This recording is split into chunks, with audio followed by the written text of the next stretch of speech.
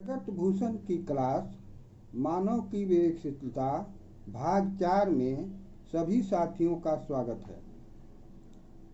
मानव जीवन में सम्मान और अपमान का क्या प्रभाव पड़ता है, सम्मान और अपमान का क्या महत्व है, इस भाग में विचार और चर्चा किया जाएगा।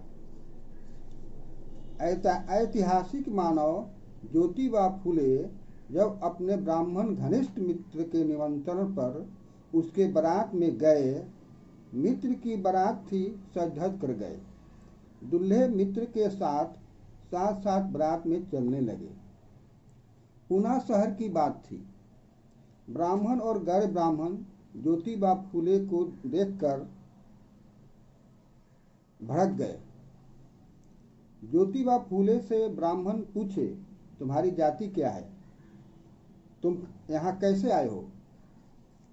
ज्योतिबा फूले ने बताया, मैं माली जाति से हूँ, दूल्हा मेरा मित्र है, उसके निमंत्रण पर बारात में आया हूँ।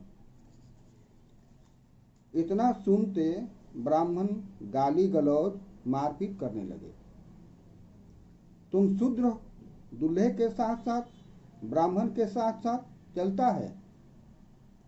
उसका दूल्हा मित्र कुछ न कर सका। ज्योतिबा फूले इस अपमान को सहन न कर सके। वे घर लौट आए, चिंता में डूब गए। उठने बैठने का होश नहीं रहा। पत्नी सावित्री बाई ने उनकी हालत देखकर चिंतित हो गई। ज्योतिबा से कारण जानना चाहा। ज्योति चुप थे, चिंता से बेचैन थे। सावित्री को चिंता बढ़ने लगी। ज्योति ने बारात में घटी घटना को सावित्री से बताया। वे अपमान से पीड़ित थे, चोट गहरा था। ज्योतिबा फूले अपमान का कारण खोजने लगे। उनका मन बेचैन था। शूद्रों अति शूद्रों की ऐसी हालत क्यों है? इस पर गहराई से विचार करने लगे। अंत में ज्योतिबा ने पाया, विद्या बिना मति गई, मति बिना नीति गई, नीति बिना गति गई, गति बिना बीत गया, बीत बिना शूद्र भय। इतने अनर्थ एक अविद्या ने किए। ज्योतिबा फूले के इस अपमान की चोट की घटना को भोजपुरी भाषा में मेरी कविता लागल विषमता के चोट, अपमान के चोट को सुने समझे। लागल विषमता के चोट बलम कुंभला गईलन, लागल अपमान के चोट बलम मुरझा गईलन। का करी कौनो उपाय सूझत नइखे, बलमा के मुरझाइल चेहरा खिलत नइखे। मन में बेचैनी बा, तन मुरझाइल बा, देखा दिखी पिया के हाल, तन मन भइल बेहाल बेहाल। दिने चैन न राते चैन, पल पल मन बेचैन। का जाने कौन रोग लागल बा, देखा देखी मन सिहरत बा। कौनो काम में मन न लागत बा, का करी कैसे करी न सुझाता। बलमा कोनो बात न बुझत बा, दिन रात बैठ सुत के सोचत बा। का ओकरा मन में चिंतन चलत बा, ना उ कहता न हमरा बुझाता। चोट लागल विषमता के, अपमान के, तो हाथ पैर झाड़ के उ आगे काम में लागत नइखे। बैठता सुतता उठते नइखे। का एगो एकरे चोट लागल बा? ऐसन चोट तो कतना लोग के लागते रहल बा। लोग कहाँ कुम्हलाइल बा, लोग कहाँ मुरझाइल बा। लिख के गुलामगिरी किसान के कोड़ा, सत्य शोधक समाज बना के, सत्य धर्म समझा के, सावित्री के ज्योतिबा समझौलन।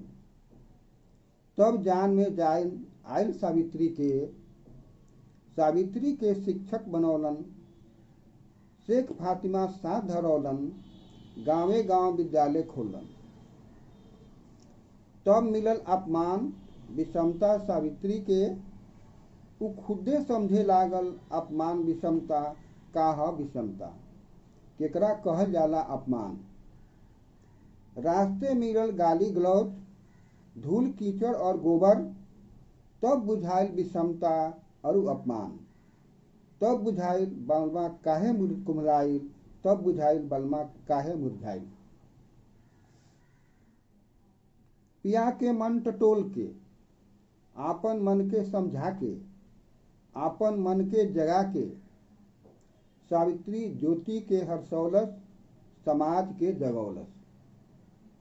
आज भारत के प्रथम शिक्षिका कहाइल, भारत के प्रथम प्रधानाध्यापिका कहाइल। लागल विषमता की चोट, बलमा कुम्हला गईलन। लागल अपमान के चोट, बलम मुरझा गईलन। काहे बलम कुम्हला गईलन, काहे बलम मुरझा गईलन, सावित्री के बुझाइल समझ में आइल।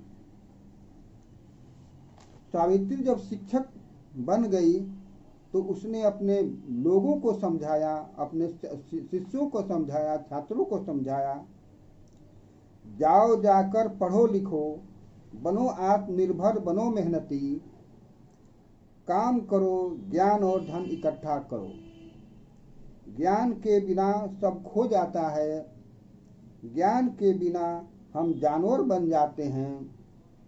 इसलिए बेकार न बैठो, जाओ जाकर शिक्षा लो। इसलिए सीखो और जाति के बंधन तोड़ दो।